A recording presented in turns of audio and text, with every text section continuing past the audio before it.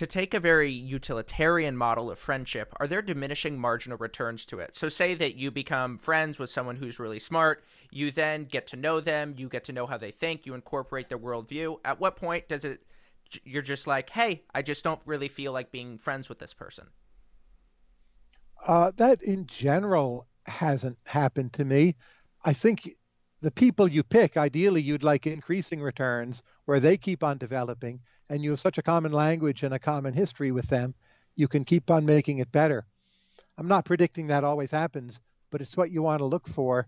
And you ought to be able to achieve it a fair amount of the time, at least if you yourself are continuing to improve. You should be able to attract such people and maintain your connection with them. What kinds of people do you want to attract? How do you look at friendship and how it plays into your own production function?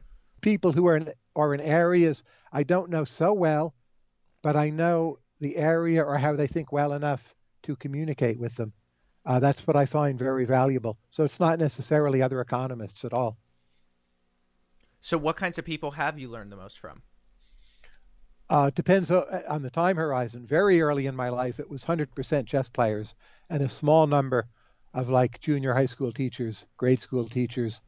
Uh, Now, a lot of tech people, just people in the world of ideas, people in my Twitter feed. What is it about people in Silicon Valley that make those friendships so fruitful for you? Thinking outside of the box. They're super smart, but typically not that well educated. So they haven't just learned the same things that other people have learned. They're both thinkers and people who have had to do things and pass various reality tests, and that makes them much, much smarter. So many academics are lacking in that. The only test they've ever faced often is like, can I publish this piece?